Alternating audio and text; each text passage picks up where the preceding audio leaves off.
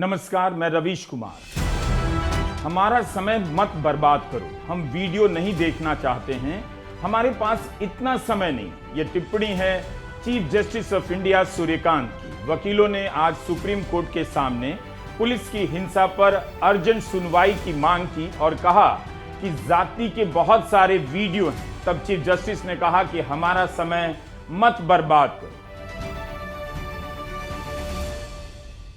अगर मीडिया ने इसे ठीक ही रिपोर्ट किया है तो आपसे गुजारिश है कि आप हमारा वीडियो देखिए, आपका समय बर्बाद नहीं होगा।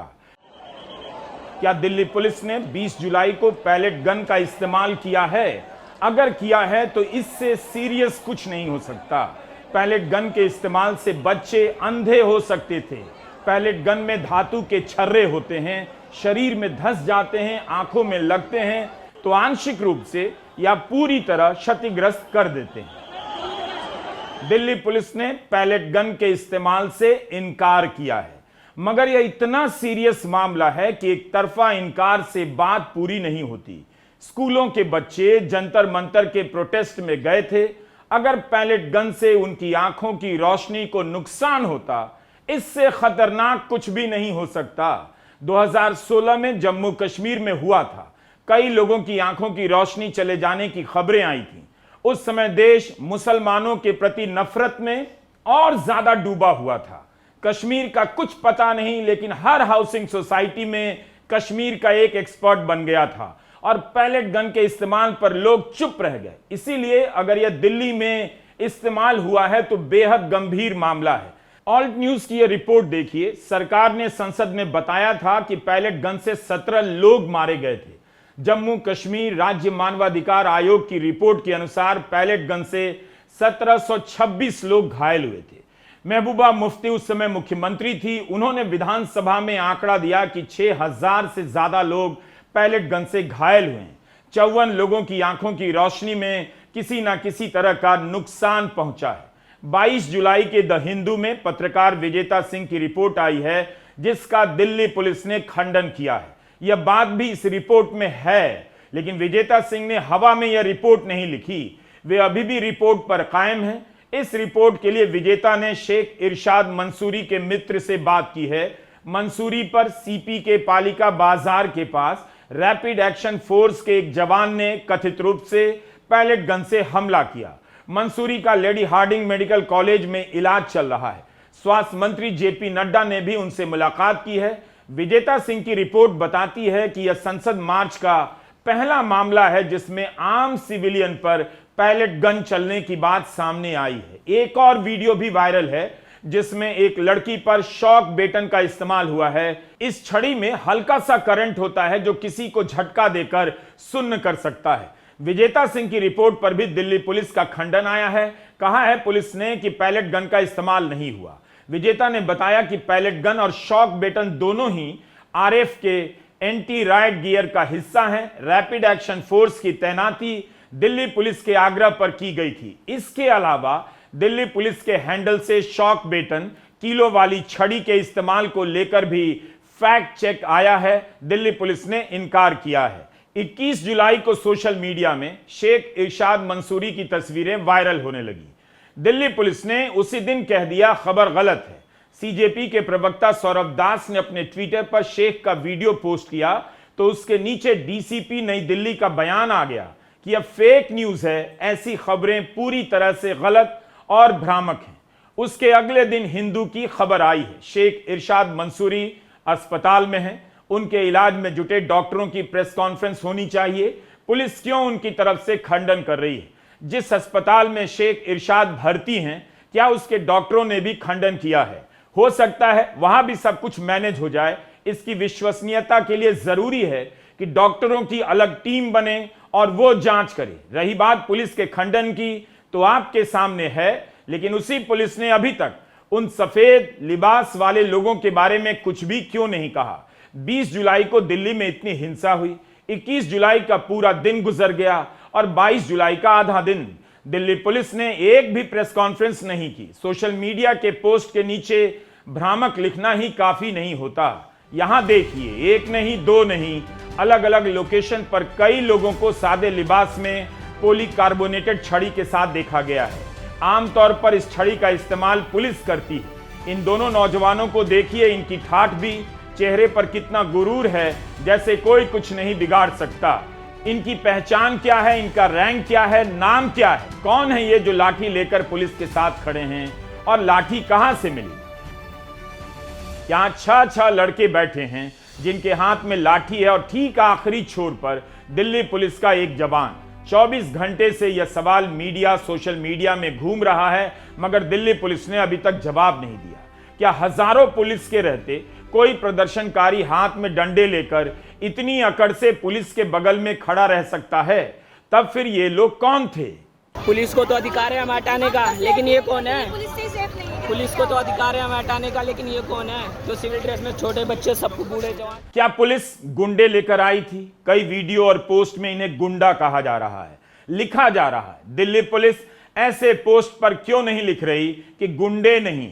अगर ये लोग पुलिस के सदस्य हैं तो उनके साथ भी कितनी नाइंसाफी हो रही है कि दिल्ली पुलिस चुप है और लोग इन्हें गुंडा कहे जा रहे हैं। आशंका जताई जा रही है, आरोप लग रहे हैं कि सादे लिबास में आए लोगों ने हिंसा की, लोगों को उकसाया, जिससे पुलिस को लाठी चार्ज करने का मौका मिला।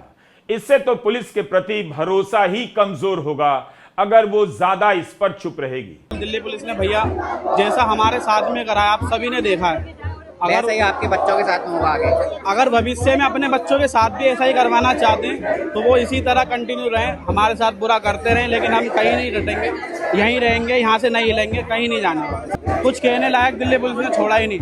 कल दिल्ली पुलिस डंडे के जरिए से रोक नहीं रही थी, वो मारने की कोशिश कर रही थी जान से। सरकार की जवाबदेही है कि एक पीसफुल प्रोटेस्ट पे आप इतना ज़्यादा कैसे लाठी चार्ज कर सकते हो, कैसे आंसू गैस छोड़ सकते हैं। और एक पीसफुल प्रोटेस्ट जो इतने दिनों से चल रहा था, कल आपने उस पीसफुल प्रोटेस्ट को एक विद्रोह में बदल दिया। एक सरकार ने अपनी अकाउंटेबिलिटी देने से मना कर दिया। सरकार को फलक तो कल ही पड़ जाना चाहिए था, लेकिन सरकार इतनी ढीठ हो गई है, इतनी टोटलिटेरियन हो गई है कि सरकार को अब फर्क पड़ना बंद हो चुका है। और मुझे लगता है कि अब सरकार को फर्क पड़ना चाहिए, क्योंकि आज भी यूथ यहीं पे खड़ा है। आपकी लाठियां हमें हटा नहीं पाई हैं और आपके आंसू गैस हमें हटा नहीं पाए। अभी तक पुलिस सादे लिबास वालों के बारे में वेरीफाई क्यों नहीं कर पाई, क्यों नहीं बता पा रही है, और मीडिया लगातार क्यों नहीं पूछ रहा? अगर किसी के पास वर्दी नहीं, नेम प्लेट नहीं, तो कौन हो सकता है? उनकी पूरी मौजूदगी अवैध हो जाती है। और जो कल छात्रों के साथ, युवाओं के साथ हुआ है, कोई कल्पना नहीं कर सकता था कि आजादी के बाद इस तरह का व्यवहार किसी सरकार ने किया।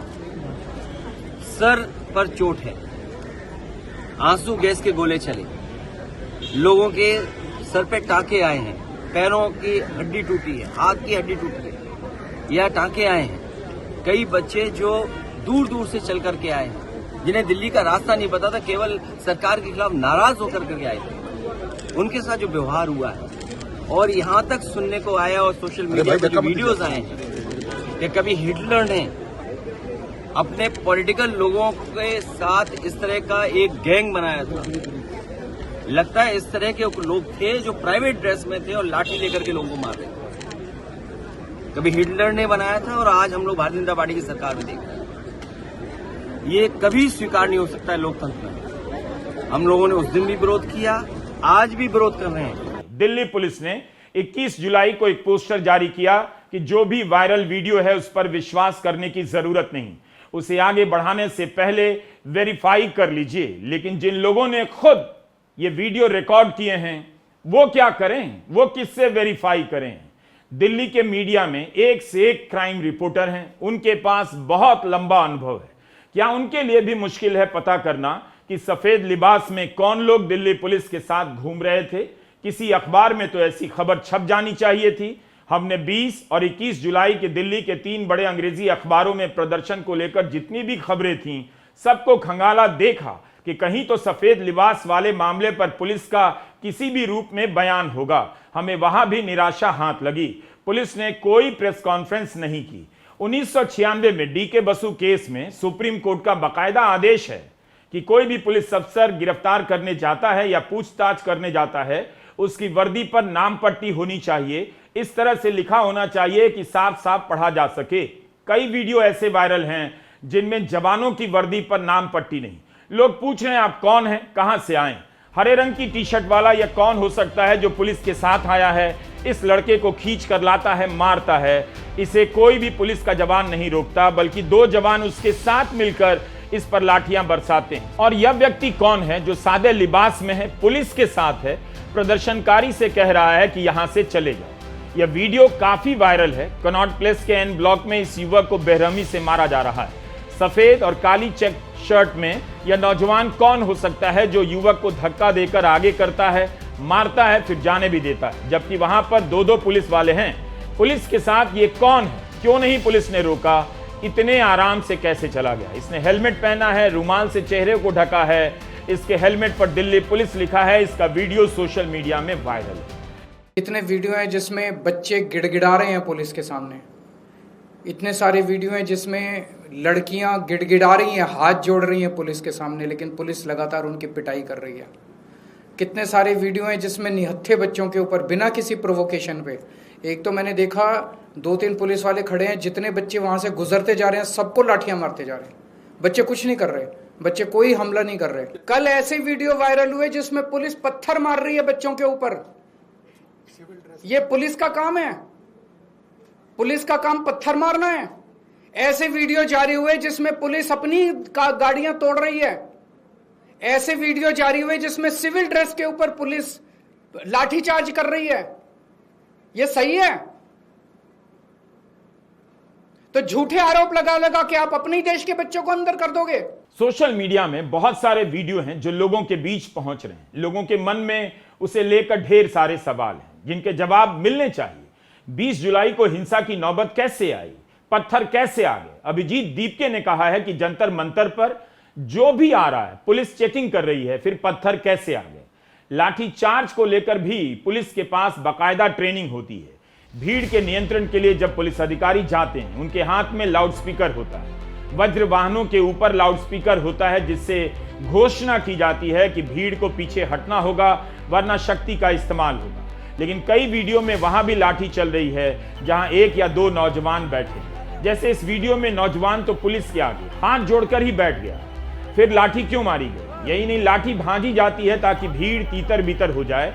जब कोई उपाय ना हो, हिंसा भड़क जाए, बेकाबू हो जाए, तब जाकर आखिरी उपाय के रूप में पुलिस लाठी का इस्तेमाल करती है। तब भी सर पर मारने की ट्रेनिंग नहीं दी जाती, हाथ या पांव में मारा जाता है। सर पर क्यों मारा गया? एक्सप्रेस ने लिखा है कि ज्यादातर के सर पर चोटें आई हैं, हाथ और पैरों में भी। छात्रों की नहीं सुनी जाएगी तो सड़कों पे आएंगे। और जो सरकार ने व्यवहार किया है, इस्तीफा तो क्या है? इस्तीफा तो जब चाहेंगे तब मंत्री ले लेंगे, सदन के बाद ले लेंगे। लेकिन सवाल ये जो छात्रों के साथ व्यवहार हुआ है, उनके हाथ तोड़े, सर तोड़ा, उनके कपड़े फाड़े, क्या बेटियों के कपड़े फाड़ेंगे आप? तो हमारा सवाल है कि जब दिल्ली पुलिस प्रदर्शनकारियों की रिकॉर्डिंग कर रही थी तो सादे लिबास वालों की भी रिकॉर्डिंग हुई होगी। पुलिस को बताने में इतना समय क्यों लग रहा है? 6 साल पहले की यह खबर है। अमित शाह का बयान कि दिल्ली दंगों में हुई हिंसा में 1100 दंगाइयों की फेस रिकॉग्निशन से पहचान की गई। तो आज इन सादे लिबास वाले लोगों की पहचान क्यों नहीं हो पा रही? मीडिया में खबर है कि 20 जुलाई के प्रदर्शन के पहले दिल्ली पुलिस ने जंतर मंतर के आसपास कई सारे सीसीटीवी कैमरे लगाए। तो पुलिस उन कैमरों से निकालकर बताए कि सादे लिबास में कौन लोग आए थे और लाठी किसने दी। 20 जुलाई को ऐतिहासिक रूप से जनता सड़कों पर आई, मगर जनता ने अभी आना बंद नहीं किया। जनता ने एक चीज की चिंता छोड़ दी कि उसका नेता अब कौन है, क्योंकि किसी भी नेता को सरकार तोड़ लेती है, वो टूट जाता है। कितने ही सांसद, कितने बार के चुने हुए सांसद विपक्ष के टिकट पर जीतते हैं और मुकदमों के डर से बीजेपी की तरफ चले जाते हैं। तो नेता के भरोसे जनता अब और नहीं बैठ सकती। इसीलिए 20 जुलाई को जनता बड़ी संख्या में सड़कों पर आई। 21 जुलाई को कनॉट प्लेस में शाम के वक्त हजारों लोग पहुंच गए। किसी को उम्मीद नहीं कि जनता अब भी आएगी। जनता ने डरना छोड़ दिया कि पुलिस रिकॉर्डिंग कर लेगी, केस बना देगी, कॉलेज को बता देगी। नौजवान इन सब चिंताओं से निकलने लगे। 19 जुलाई को जब हमारे सहयोगी जंतर मंतर धरना स्थल पर पहुंचे, वहां कई कैमरे दिखे जो भीड़ को अलग अलग एंगल से रिकॉर्ड कर रहे थे। अभिजीत दीपके और विपक्ष के नेताओं ने प्रोटेस्ट की मास सर्विलांस को लेकर आरोप लगाए थे। जेएनयू छात्र संगठन की पूर्व अध्यक्ष आयशी घोष ने दिल्ली हाईकोर्ट में एक याचिका दायर की, मांग की कि अगर पब्लिक ऑर्डर को तुरंत कोई खतरा नहीं है तो इन कैमरों को बंद किया जाए। राष्ट्रीय सुरक्षा या पब्लिक सेफ्टी के नाम पर लगातार इस तरह के सर्विलांस नहीं हो सकते। इस याचिका के जवाब में दिल्ली पुलिस ने हाईकोर्ट के जस्टिस डी.के. उपाध्याय, जस्टिस तेजस करिया की बेंच को बताया कि रिकॉर्डिंग लॉ एंड ऑर्डर के लिए की जा रही है, स्नूपिंग या सर्विलांस के लिए नहीं। जंतर मंतर पर कोई ना कोई प्रदर्शन चलता ही रहता है और रिकॉर्ड होता है। सॉलिसिटर जनरल तुषार मेहता ने कहा कि पीआईएल शौकिया याचिका है क्योंकि रोजाना इस प्रोटेस्ट से कई सौ लोग वीडियो और रील बनाकर वायरल करते हैं। बेंच ने इस मामले को अगली सुनवाई तक के लिए टाल दिया है। दिल्ली हाईकोर्ट में एक जनहित याचिका दायर की गई कि पुलिस ने हिंसा का ज्यादा इस्तेमाल किया तो तुरंत सुनवाई हो। कोर्ट ने कहा इस मामले में कोर्ट को मत घसीटिए, हम 22 जुलाई को सुनेंगे। दिल्ली में जिस तरह की हिंसा हुई है उसे लेकर लोग कोर्ट की तरफ भी देख रहे हैं कि अदालत स्वतः संज्ञान लेगी। सुप्रीम कोर्ट के वकील संजय हेगड़े ने एक प्रसंग की याद दिलाई है कि मंडल कमीशन के मामले में सुप्रीम कोर्ट में सुनवाई चल रही थी। मांग थी कि मेमोरेंडम को रोका जाए। तब दिवंगत जस्टिस के.एन. सिंह ने उस समय के अटॉर्नी जनरल सोली सोराबजी से कहा, मिस्टर अटॉर्नी, ये हमारे बच्चे हैं जो सड़कों पर मर रहे हैं। आज का सुप्रीम कोर्ट क्या करेगा? आज भी सुप्रीम कोर्ट से ये टिप्पणी आई है, हमारा समय बर्बाद मत कीजिए, हम वीडियो नहीं देखेंगे। वकील चाहते थे कि सुप्रीम कोर्ट पुलिस के हिंसा के मामले में तुरंत सुनवाई करे। अरविंद केजरीवाल ने संसद मार्ग थाने जाकर गिरफ्तार लोगों के बारे में जानकारी मांगी है, एफआईआर के बारे में जानकारी मांगी है और उन बच्चों के बारे में जिन्हें बिना एफआईआर के गिरफ्तार किया गया है। जंतर मंतर पर आंदोलन फिर से जमने लगा है। अभिजीत दीपके का अनशन भी जारी है। सोनम वांगचुक ने भी अनशन जारी रखने का ऐलान किया है। अभिजीत ने कहा है कि अब संसद मार्च नहीं करेंगे, सरकार को यहीं आना होगा। 20 जुलाई को ये नौजवान सरकार की जाल में फंस गए, खुद से फंसे या सरकार ने फंसा लिया, अब इसका कोई मतलब नहीं, क्योंकि अब देश की जनता को इससे उबर जाना होगा कि नेता कौन है और कब मैनेज हो गया। 20 जुलाई को कई घंटे स्वास्थ्य मंत्री जेपी नड्डा के घर पर बातचीत के नाम पर कॉकरोच जनता पार्टी के सदस्य बैठे रह गए और उनका नेतृत्व सवालों के घेरे में आ गया। इससे लोगों पर फर्क नहीं पड़ा। उस दिन लोगों का आना जाना जारी रहा और 21 जुलाई को भी लोग रात तक आते रहे। अभिजीत ने कॉकरोच जनता पार्टी के समर्थकों से माफी मांगी है।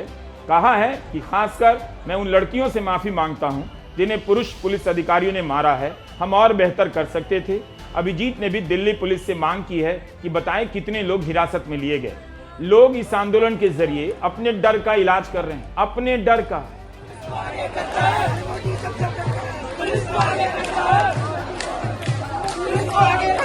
जब जब मोदी डरता है पुलिस को आगे करता है, जब जब मोदी डरता है पुलिस को आगे करता है। कॉकरोच जनता पार्टी समय के साथ सीख भी रही है।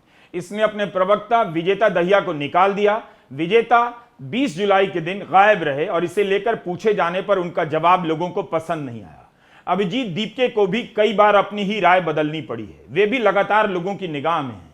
सोनम वांगचुक एक बार दबाव में आ गए जब उन्होंने कह दिया कि अगर सरकार का कोई उनसे अस्पताल में मिल लेगा तो अनशन तोड़ सकते हैं। एक तरह यह आंदोलन से ही पीछे हटना था, मगर तब भी सरकार का कोई भी व्यक्ति सोनम वांगचुक से मिलने नहीं गया। प्रदर्शनकारियों ने सरकार को मौका दिया। बाद में 19 जुलाई की रात अभिजीत दीपके को अनाउंस करना पड़ा कि 20 जुलाई को संसद तक मार्च होगा। तो ऐसा होगा, होता रहेगा। बड़े बड़े सांसद तोड़ लिए जाते हैं। अभिजीत दीपके तो अभी नौजवान हैं, उनके पास अनुभव की कमी है, शायद हिम्मत की भी, मगर यहां तक चले आए, टिके रहे। तो देखना चाहिए कि अभिजीत दीपके आंदोलन के साथ बने भी हुए हैं। आपको लग सकता है और सही भी कि सरकार आंदोलन को कभी भी मैनेज कर सकती है, मगर आंदोलन भी सरकार के कंट्रोल से फिसलता जा रहा है, सड़कों पर लौटता आ रहा है। यह भी देखिए। आपको याद होगा अचानक आंदोलन के मंच से राहुल गांधी को टारगेट किया जाने लगा। तब सवाल उठा कि यह बीजेपी का प्रॉक्सी प्लेटफॉर्म तो नहीं, लेकिन दीपके ने अपनी लाइन में सुधार किया। अब वही राहुल गांधी छात्रों के साथ हुई पुलिस हिंसा को लेकर प्रधानमंत्री मोदी के निवास स्थान के पास धरने पर बैठ गए। पुलिस को उन्हें घसीटकर हटाना पड़ा। और यही नहीं, सांसद संजय सिंह और चंद्रशेखर आजाद भी संसद परिसर के भीतर अब पुलिस हिंसा के खिलाफ धरने पर बैठ गए हैं। यह मुद्दा भी गजब का है। विपक्ष के किस दल के पास कब गेंद चली जाएगी पता नहीं चलता, कब सरकार उस गेंद को कैच कर लेगी इसका भी पता नहीं चलता। जनता से बड़ा विपक्ष कोई नहीं होता। विपक्ष के सांसदों को डराकर बीजेपी की तरफ मिला लिया गया। मगर तब भी विपक्ष जनता के रूप में बचा ही रहा, बचा भी रहेगा। जब तृणमूल कांग्रेस के चुने हुए सांसद एक रात में टूटकर एक कागजी पार्टी एनसीपीआई में चले गए, इस पार्टी के 20 सांसद हैं आज, इतना बड़ा तमाशा हो गया। जब राघव चड्ढा जैसे सांसद एक झटके में बीजेपी में चले गए, तो इन नौजवानों से क्या उम्मीद कि इनकी विचारधारा क्या है, इनकी कॉपी इतनी क्यों चेक हो रही है। ये कम से कम एक अच्छे कॉलेज, एक भरोसेमंद परीक्षा की मांग को लेकर बोल तो रहे हैं। लोग उन सांसदों का नाम लेकर क्यों नहीं बात कर रहे जो रातों रात बदल गए, क्यों इतनी जल्दी भूल गए उनके नाम। दीपके का लिटमस टेस्ट शुरू हो गया है, होते रहना चाहिए, लेकिन यह पार्टी समझ गई है कि जनता को बीच में छोड़कर अब दीपके भी नहीं जा सकते, और अगर चले गए तो यही जनता उनके खिलाफ भी हो जाएगी। एक बात आप खुद से पूछिए, कुछ शहरों की बात छोड़ दीजिए, क्या आपके शहर का सरकारी कॉलेज इस लायक है जहां आप जिंदगी के 5 साल गुजारना चाहते हो? उसकी क्वालिटी ऐसी है कि वहां एडमिशन लेने का सपना देखते हो और ना हो पाए तो अफसोस हो? है ऐसा कॉलेज? अगर नहीं है तो फिर गरीब का बच्चा कैसे तरक्की करेगा? इस खेल को समझिए। अगर धर्म का नशा, मुसलमानों से नफरत के नशे में डूबे रहना ही है, मंदिर मस्जिद में डूबे रहना है, तो और 20 साल ले लीजिए, कोई प्रॉब्लम है नहीं। लेकिन उसके बाद भी आपको इन्हीं सवालों पर लौटना पड़ेगा। आपको पता चलेगा कि आपका सब कुछ लुट चुका है। इसलिए सवाल यह नहीं कि आंदोलन मिट गया है, कब मिट जाएगा। सवाल है कि युवाओं के सपने लुट गए हैं। इस एक सवाल से देश की शिक्षा को देखिए। इस देश की जवानी की कहानी खत्म कर दी गई है। जवानियां फिर से अपनी कहानियां लिखना चाहती हैं। आंदोलन उनके लिए कागज और कलम का काम करेगा। नमस्कार, मैं रवीश कुमार।